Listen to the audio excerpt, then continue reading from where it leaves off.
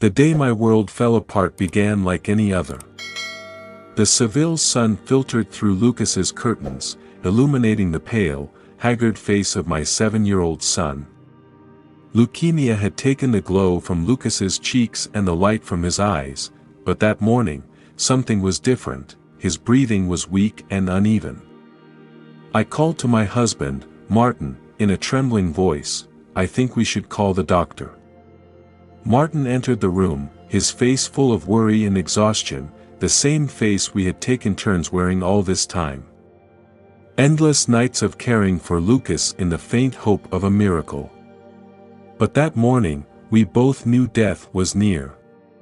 The doctor arrived within minutes, but when he entered the room, Lucas's tiny body, the child who had fought so bravely for months, was no more. "I'm so sorry," the doctor said, his voice a whisper in the silent room. I collapsed beside Lucas, holding his still warm body, unable to accept that my beloved son was gone. Martin didn't say a word, sitting beside me, his arms wrapped tightly around me. His tears mingled with mine as we cried together. The next few hours passed in a blur of pain and disbelief. Family and friends slowly gathered, their voices distantly whispers as I struggled to grasp the reality that my son was gone. "Marta," my sister Anna's voice brought me out of my paralysis, "we need to start planning the funeral. Do you want us to do it at home?" I nodded, accepting the idea. Sending Lucas to a cold funeral home was too painful. I wanted to keep him close, in the home he loved, surrounded by his toys and drawings. Martin moves around the house like a machine, making calls, greeting people who came to offer condoles. His grief was as deep as mine, but he was always the strong one, the one who kept his cool in times of crisis. "Marta, my dear," he said a moment later, sitting beside me on the sofa, "the priest will be coming tomorrow to discuss the details of the ceremony. Do you want anything special?" I shook my head, unable to speak. How could I think of details when my heart was broken? As the night wore on, the house was filled with flowers and condolence cards. The sweet smell of the flowers made me choke, a cruel reminder that these beautiful flowers were here to commemorate my son's death. "Do you remember when Lucas brought that dandelion bouquet from the park?" Martin said, smiling sadly. "He was so proud of that gift for you." Memories came rushing back in waves, carrying with them pain and love so intense that I could barely breathe. "Yes," I whispered, "he put them in his Batman glass and declared them the most beautiful flowers in the world." For a moment, we were lost in memories of our son, his laughter, his joy for life. But harsh reality hit us when Anna entered the room with a small box. "I found some pictures of Lucas for the ceremony," she said softly. I nodded, unable to look at the pictures. Each image of Lucas smiling, alive, was a painful reminder of all we had lost. That night, Martin and I lay in bed, holding each other in silence, unable to sleep. How could we sleep knowing that tomorrow, we would have to say goodbye to our little one forever? "How will we go on?" Martin whispered into the darkness. "I don't know, honey," I replied, "but we will get through this together, for Lucas." As dawn came, bringing with it a day I never wanted to come, I clung to Martin, to the memory of Lucas, and to the silent promise that somehow we would find the strength to survive this unimaginable loss. That morning, Lucas had left under a cold, gray sky, as if the sky itself were mourning our loss. I rose from my bed, my body aching, my heart even heavier.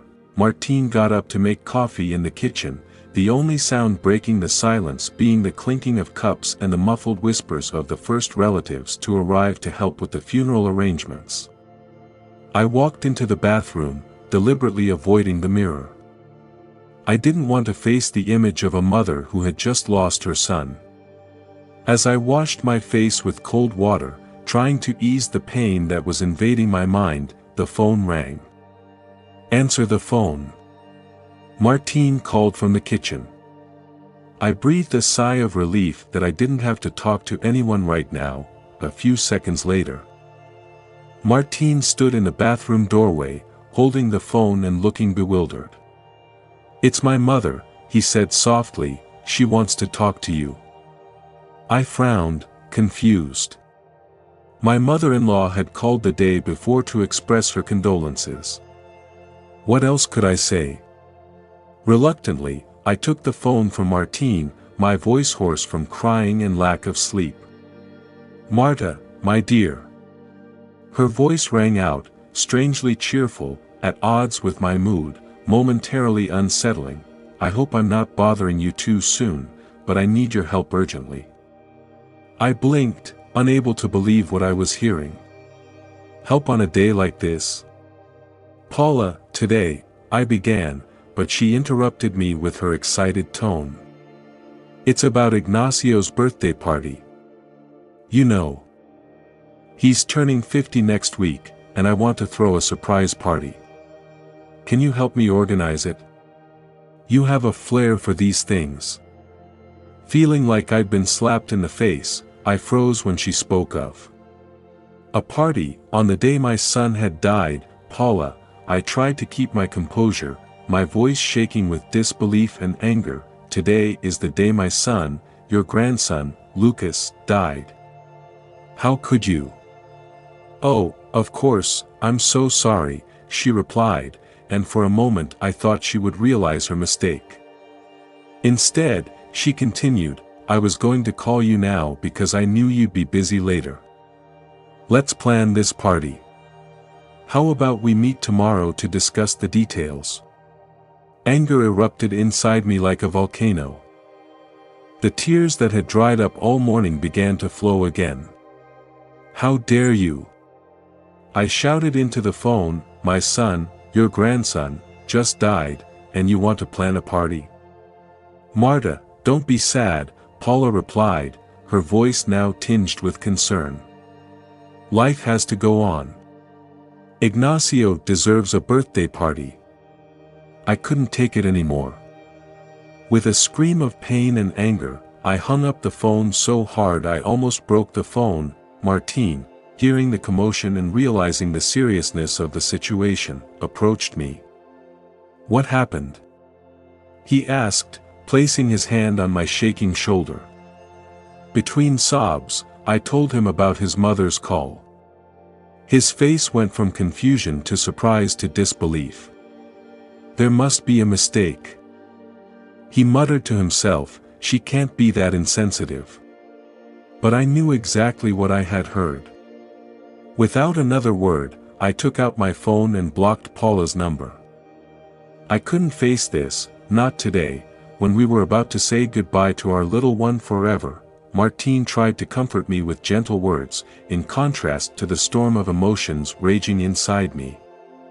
"Marta, my love, today we need to be strong for Lucas. Don't let this distract you from what's important." I knew he was right, but the pain and anger still burned in my chest. How could someone be so cruel and insensitive? How could Paula think about a party when we had just lost our beloved son? The house was crowded, and I forced myself to focus on the preparations for the ceremony. Every time the phone rang, I tensed up, fearing another call from Paula, but fortunately, she never called back. That night, when the guests left and we were left alone with our grief, I couldn't stop thinking about her call, about the balloons and the cake, reverberating in my mind in a cruel contrast to the dead silence of the now empty house, devoid of Lucas's laughter. Martine held me tight, whispering words of comfort, but I knew he was also trying to understand his mother's actions. As we prepared for a long night of vigil beside our son's body, I couldn't help but wonder how we would cope not only with this loss but also with the unexpected betrayal from our own family. The morning after Lucas left, I woke up feeling empty, like everything around me was being swallowed by silence. Only Martin's soft snores could be heard beside him. I got up carefully, not wanting to wake him. I know I need to rest after a long sleepless night, but every slow, heavy step reminds me that Lucas is no longer here. In my head, the sound of Lucas's hurried footsteps running down the hall still echoed, but now there was only a terrifying silence. No more morning laughter, no more requests for more sugar for cereal, just an oppressive silence and the sound of dripping coffee. My mind flashed back to Paula's call the day before, and the anger I had felt flared up again, mixed with the deep pain of betrayal. How could he be so insensitive as to not notice our pain? The sound of the phone ringing startled me, causing me to spill my coffee on the counter. With trembling hands, I picked up the phone, and it was Paula's familiar voice again.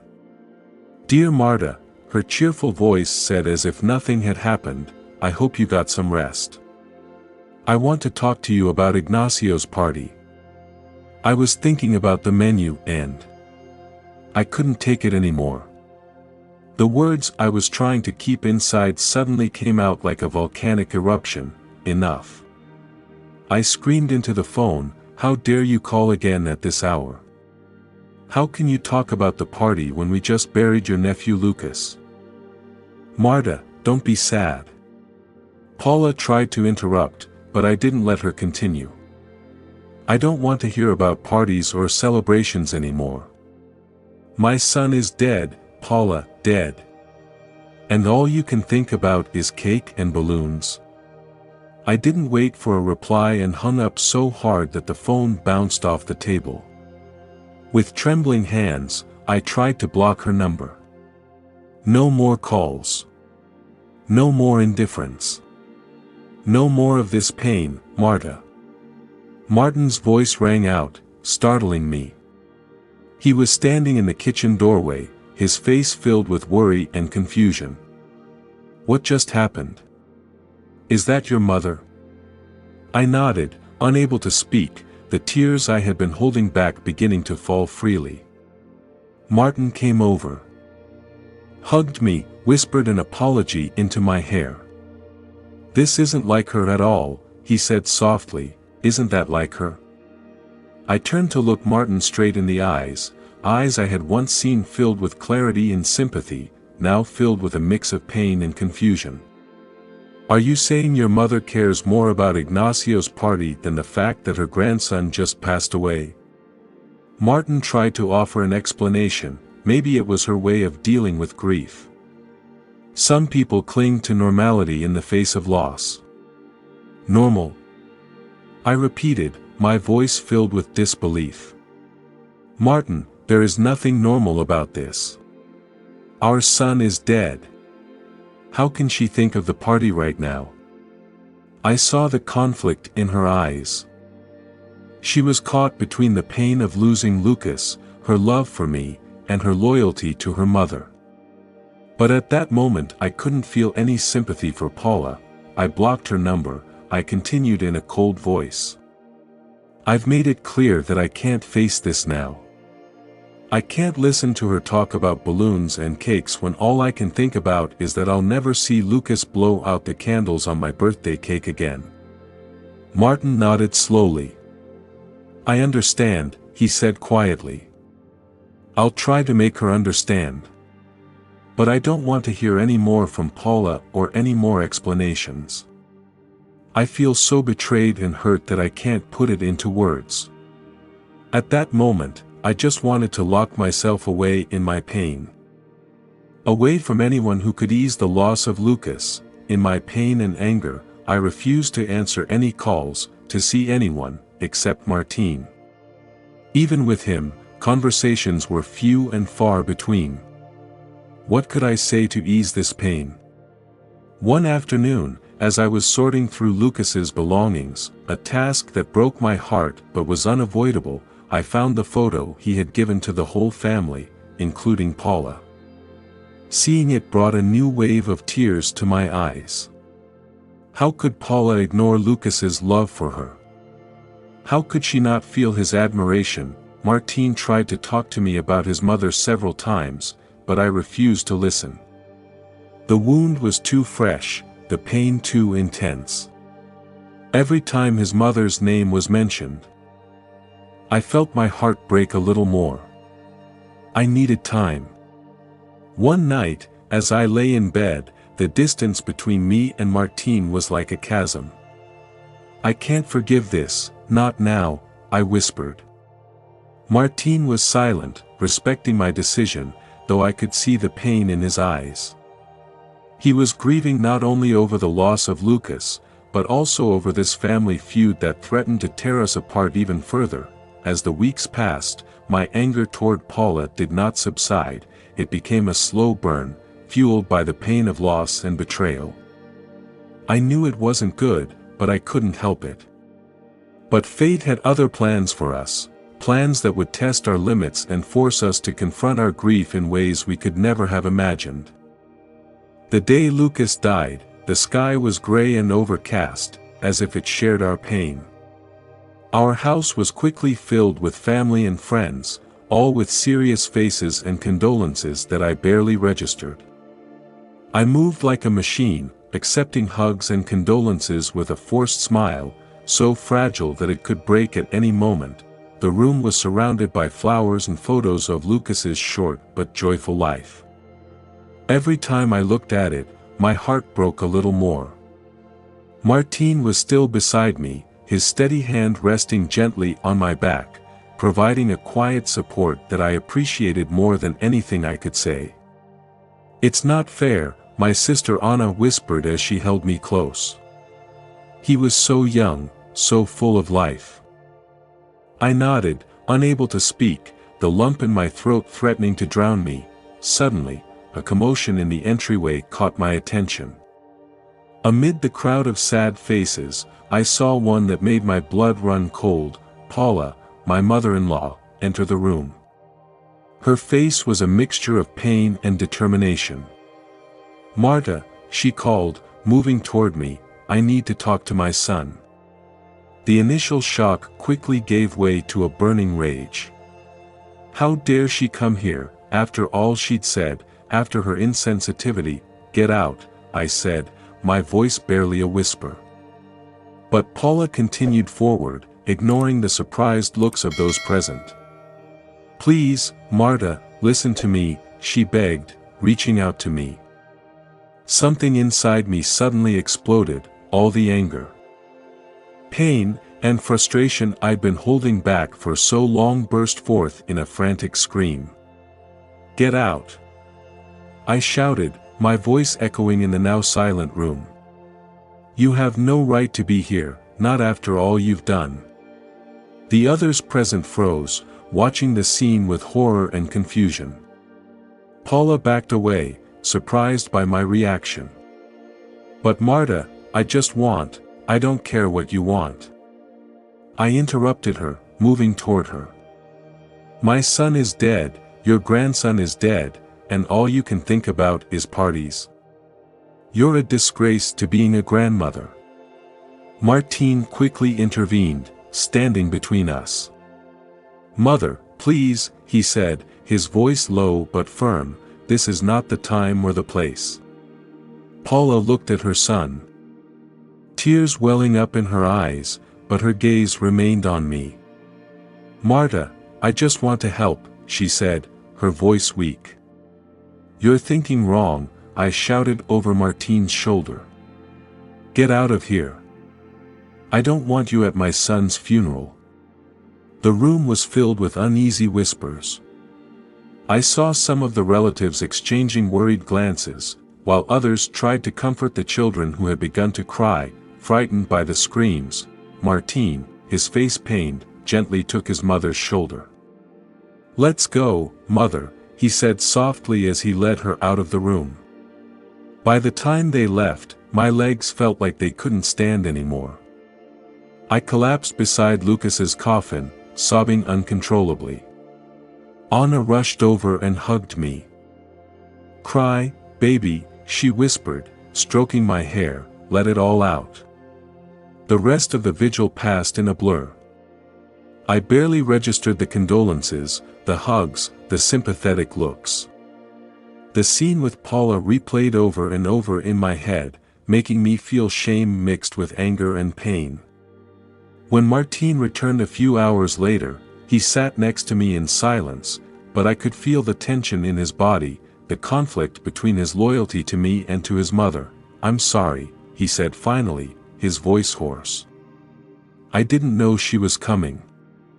I nodded, unable to meet his eyes. "How could she come here after all she said?"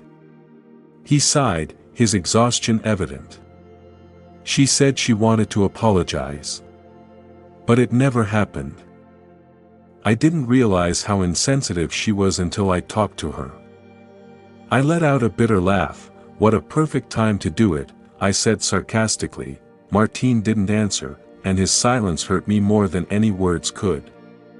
I knew he was torn between two halves of all this grief, not just over the loss of his son but over this family conflict.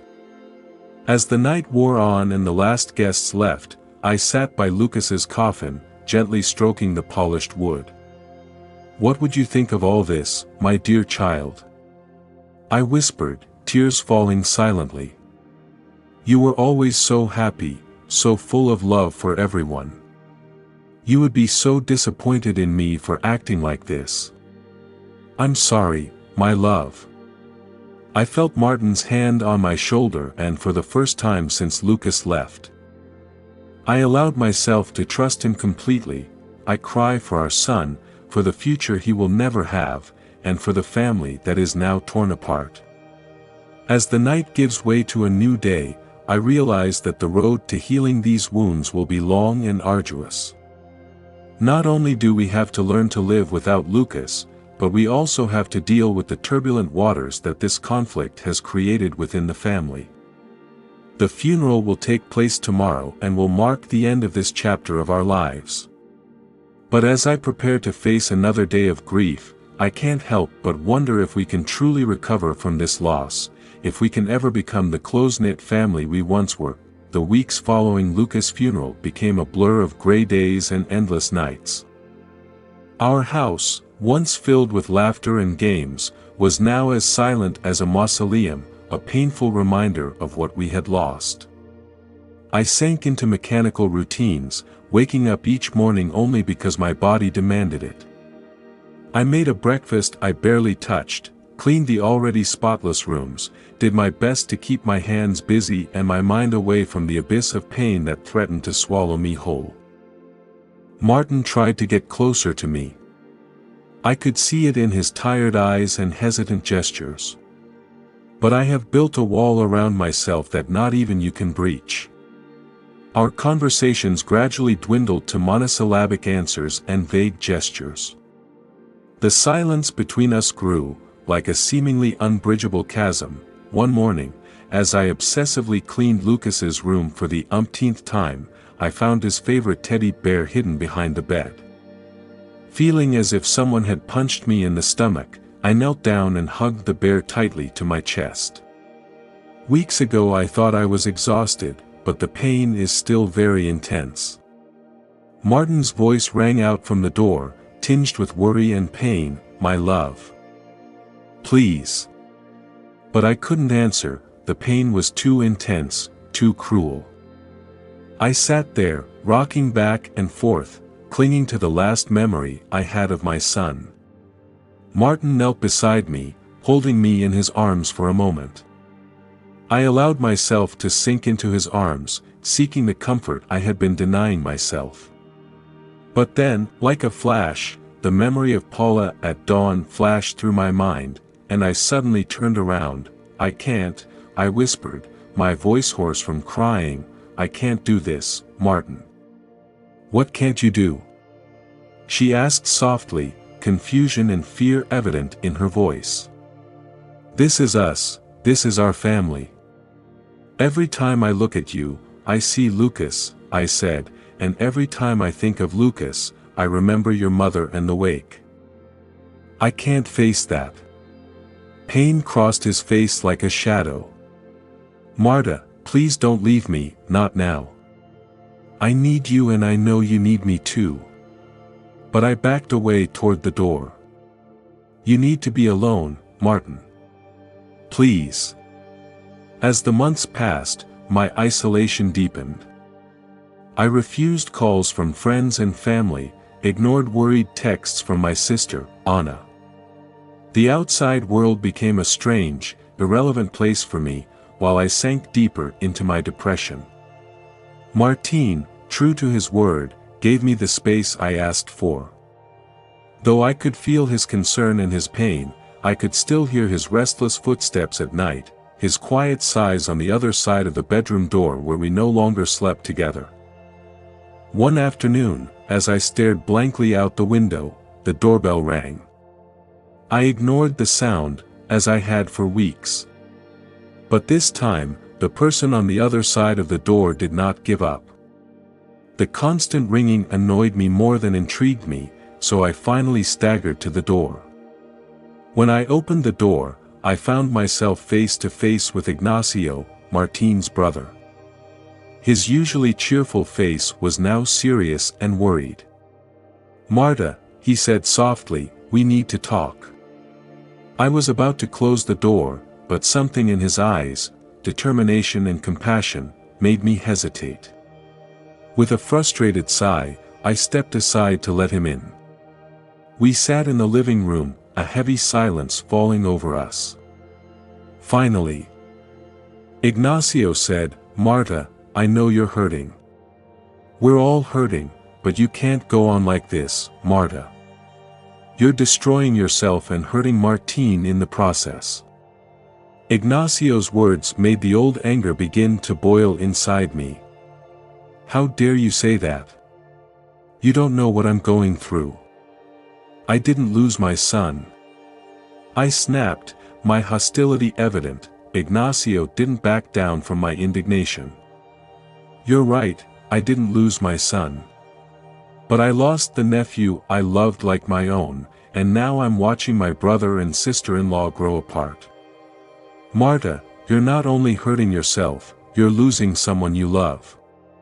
His words hit me right in the gut, making me flinch for a moment. "I can't get over it, Ignacio." "I don't know how," I admitted, my voice barely above a whisper. "Who says I have to get over it?" He said softly, "But you need to learn to live with that pain and let the people who love you help you. Like Martin. And your mother?" I said, my voice full of bitterness. "The one who just wanted to throw you a birthday party when we were all grieving? She made a terrible mistake, Marta. She was in shock, like we all are. Everyone deals with loss differently, and sometimes people cling to normalcy to avoid facing the harsh reality. That's not right, but it's not mean." I wanted to scream at him, to say that there was no excuse for what Paula had done. But I was so tired. So tired. "I don't know how to forgive her," I admitted, my voice breaking. "No one asked me to forgive her right away," Ignacio replied. "I just hope you don't lose yourself in this pain. Lucas wouldn't want to see you like this, Marta. He wants you to live, to remember the happy times." The tears I had been holding back for so long began to fall.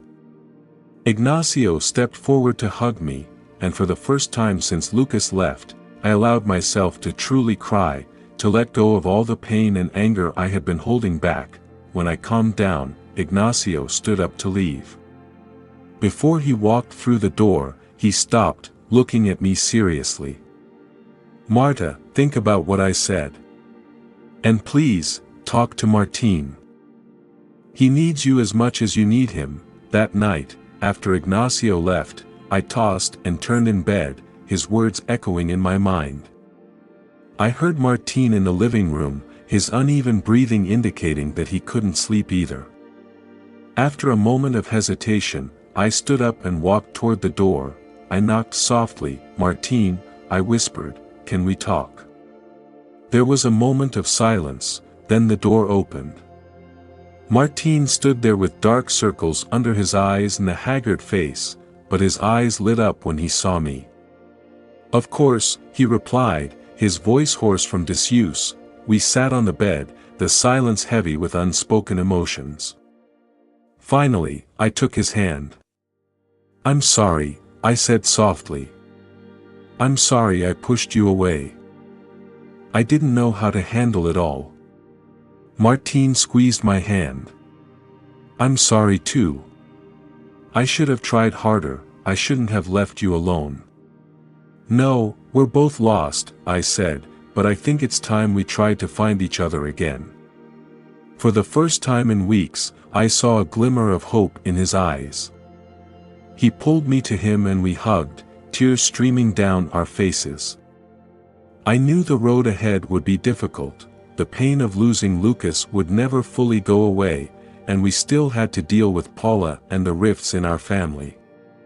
But as I lay there in Martine's arms, for the first time in a long time, I felt that maybe we could find a way to move forward together.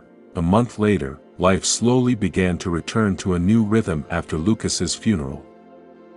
Though still fragile and painful, Martine and I began to rebuild our relationship step by step, day by day.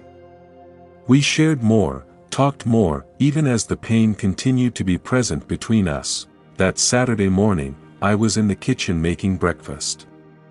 The aroma of fresh coffee filled the air, mingling with the smell of toast. For a moment, I could almost picture Lucas running down the hall, ordering his favorite cereal. The memory hit me hard, and I had to lean against the counter to catch my breath. "Marta, are you okay?" Martine's voice broke me out of my thoughts. He stood in the kitchen doorway, his face filled with concern but also understanding. I nodded, trying to smile softly. "Yes, I'm fine," I whispered, knowing he didn't need any further explanation. Martine moved closer, pulling me into his arms. We stood like that for a moment, finding comfort in each other's presence, facing the difficulties ahead together. The sound of the phone broke the silence, making me nervous. Since Lucas's death, calls had rarely been good news. "Do you want me to answer?" Martine offered. I shook my head. "No, I will." With a sigh, I picked up the phone. The number on the screen was unfamiliar. "Hello?" I answered, my voice cautious. At first there was only silence on the other end. I was about to hang up when I heard a choked sob. "Hello, who is this?" I asked, anxiety rising in my chest. "Marta." The voice was barely a whisper, but I recognized it immediately. It was Paula. My first instinct was to let out the anger I had been holding back for weeks. But something in her voice, a break, a desperation, stopped me. "What do you want?" I asked, my voice cold. Martine looked at me in surprise, his eyes full of question. "Marta, please. I'm so sorry." Paula sobbed into the phone. Her voice was unrecognizable, a far cry from the cheerful, carefree woman who had called the day Lucas had died. "I know I have no right to call you, but I didn't know who else to call," she continued, her voice cracking. I could feel my heart pounding, and despite my resentment, I couldn't help but worry. "What happened?" I asked, trying to keep my voice steady. Paula could only sob in response. Finally, her voice cracking, she answered, "It's Ignacio. He's had an accident. He's in the hospital, Marta. The doctors say it's very serious. He's in a coma, they don't know if he'll make it." I felt as if the ground had opened up beneath me. Ignacio, Martine's brother, Lucas's beloved uncle, the man who had come to me just a few weeks ago to try to help us heal, was now in the hospital. When? Where? What happened? The questions poured from my mouth. "At his birthday party," Paula replied, her voice breaking. What had once been a party that had caused so much friction had now become the scene of another tragedy. "Marta, I know I have no right to ask you for anything," Paula continued, her voice breaking. "I was wrong, I acted selfishly, but please, Ignacio needs you. Martine needs you. And I need you too. I closed my eyes, feeling a whirlwind of emotions, anger, pain, fear, pity, all mingling inside me, threatening to overwhelm me. Paula, I finally said, my voice softer than I expected, which hospital? I gave the information to Martine, who had already started looking for his car keys. As we prepared to leave the house, my mind was racing. Was I doing the right thing? Could I face Paula after all that had happened? The ride to the hospital was silent. Martine wore a worried, frightened expression. And I stared out the window, watching the city go by without really seeing anything. When we arrived at the hospital, Paula was waiting in the waiting room. The elegant, always perfect woman I remembered was gone, replaced by a woman with a swollen face, sobbing, and disheveled hair. When she saw us, she stumbled to her feet. For a moment we stared at each other in silence, years of pain and resentment between us. Then, without thinking, I took a step forward and hugged her. Paula collapsed in my arms, sobbing uncontrollably. "I'm so sorry, Marta," she repeated through her tears. "I'm so sorry." My tears began to fall, not just for Ignacio, I realized, but for Lucas, for the pain we'd been through. For the family we'd once been and feared would never be again. "It's okay," I whispered, "we're here now." Martine came forward to hug us both, and for a moment we stood there, united in our pain and hope. When we finally parted, Paula looked at us with red but grateful eyes. "Thank you for coming," she said softly. "I know I don't deserve it after what I've done." "Paula," I interrupted gently, "now is not the time. Focus on Ignacio." She nodded, wiping her tears. "The doctors say the next 48 hours are crucial. If he makes it through the night." Her voice trailed off, unable to finish the sentence. Martine took her hand, squeezing it gently. "He'll make it," he said with a conviction he didn't quite feel. "Ignacio is strong." We sat in the waiting room, the hours ticking by, the hours a blur of broken conversations, cold coffee, and brief visits from doctors with serious faces. Sometime during the night, when Martine was dozing and Paula went to get more coffee, I sat alone, thinking about what had happened, about the pain and loss, and about how we might find a way to heal. I found myself alone with mixed thoughts. I thought of Lucas, how he would care for his beloved uncle. I thought of Ignacio, who had come to me to help me out of my depression. And I thought of Paula, her misguided attempt at normalcy after Lucas's death had led us to this moment. I realized that grief had changed us all, making us act in ways we had never imagined before. Paula, in her desperation, had clung to something normal, however cruel. And I, in my grief, had isolated myself. Now we were connected by another tragedy. When Paula turned around, I really looked at her for the first time in weeks. I saw the pain in her eyes, the regret and fear, and I felt something inside me begin to change. "Paula," I said softly. She looked at me, surprised. "I think we have a lot to talk about when this is all over," I continued. Her eyes welled with tears. "Thank you, Marta. I will do whatever it takes to make things right between us." It wasn't forgiveness, but it was a start, an acknowledgement that despite all the pain and mistakes we'd made, we were still a family. And maybe, just maybe, we could find a way to heal together.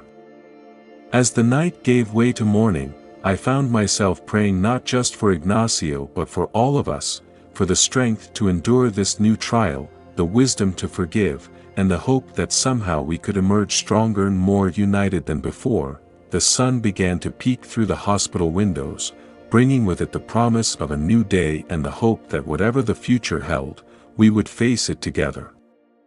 The days in the hospital stretched into a week, then two. Ignacio remained in a coma, his condition stable but critical. We took turns staying by his bedside, but in everyone's eyes, I saw a determination I had never seen before. "Marta," Paula said softly as she sat down in a chair on the other side of the bed. "I think it's time we talked." I nodded slowly, feeling both nervous and relieved. I knew this moment would come, but I wasn't sure I was ready. Paula took a deep breath before she began. "First, I want to apologize. My actions after Lucas's death were unforgivable. I was so scared. Losing Lucas was such a shock. He was my first grandchild, and seeing him go, I felt like the world had lost its meaning." Her words hit me hard, taking me back to the early days after losing Lucas. "So why the party?" I asked, my voice barely a whisper. "Why insist on something so trivial?" Paula closed her eyes, tears streaming silently down her cheeks. "Because it was the only thing I could control. Everything else was falling apart around me, and I thought if I could just hold on to some semblance of normalcy, some semblance of happiness, then maybe the pain wouldn't be so intense. It was selfish and stupid, I know that now." I paused for a moment to process her words.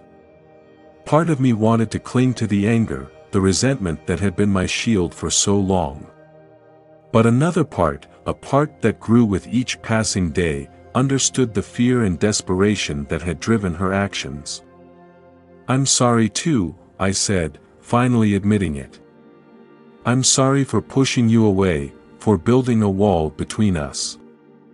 I was so lost in my own pain that I couldn't see yours." Paula reached for Ignacio's bed, and after a moment's hesitation, I took her hand. We stood there, united by the unconscious man between us, each lost in our own thoughts. "You know," Paula said after a long pause, "the night before Ignacio's party, I dreamed of Lucas. He was laughing, playing in the park like he used to. I woke up crying, but this time with a strange sense of peace. I think that was what gave me the strength to continue the party. I think it was a sign that life had to go on." The lump in my throat made me confess, I dreamed about Lucas, too. Sometimes they were nightmares, as I lost him over and over again. But other times the dreams were warm, as if he had never left. Paula squeezed my hand. "He will never leave us, Marta. As long as we remember him, as long as we talk about him, Lucas will always be with us." In that moment, I felt like a weight had been lifted from my shoulders. It wasn't complete forgiveness, but it was the beginning of acknowledging our shared pain and our love for Lucas.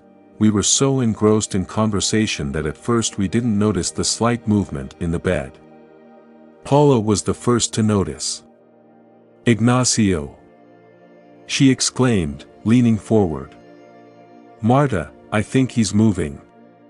My heart pounded, and I jumped as I saw Ignacio's fingers move slightly and his eyelids flutter as if he were trying to open them. "I'll get the doctor," I said, hurrying toward the door. In the hallway, I met Martine returning with coffee. "Martine, Ignacio is waking up," I shouted, pulling him back into the room. A few minutes later, there was a whirlwind of activity, doctors and nurses coming in and out, performing tests and asking questions. We waited anxiously, clinging to each other for support. Finally, after what seemed like an eternity, the attending physician came to us with a tired but sincere smile. "Mrs. Garcia," he said to Paula, "your son is awake and responding well. It's still early to give a full prognosis, but these are very positive signs." Paula collapsed into Martine's arms, sobbing. I leaned against the wall, feeling as if my legs would give out at any moment. When we were finally allowed in to see Ignacio, he was weak and confused but alert. His eyes scanned our faces, stopping at each of us. "What happened?" he asked, his voice hoarse. Martín stepped forward, taking his brother's hand. "Nacho, you've been in a coma for almost 3 weeks." Ignacio blinked, processing the information, then gave a weak smile. "I guess I missed my birthday party." The tension in the room melted away in a mixture of laughter and tears. It was typical of Ignacio, joking even in the most difficult of times. As we stood around Ignacio's bed, I felt something shift inside me. The pain of losing Lucas was still there, perhaps always would be, but alongside it, something new was growing: hope. Hope that our family, broken and changed as it was, could heal. Hope that the love we shared was stronger than the pain we had endured. I looked at Paula holding Ignacio's hand, her eyes shining even though they were still wet with tears. Our eyes met, and for the first time in a long time, we smiled genuinely. It wouldn't be easy, and I knew we had a long way to go. Ignacio would face a difficult recovery, and we would have to learn to navigate the changes in our family. But in that moment, surrounded by the love and relief that filled the room, I knew we would get through it, together. As the sun set outside the hospital window, bathing the room in a warm golden light, I thought of Lucas. I could almost feel his presence, his laughter mingling with ours. And for the first time since his death, his memory brought not only pain, but also sweet warmth. "We'll be okay, my love," I whispered, "we're healing."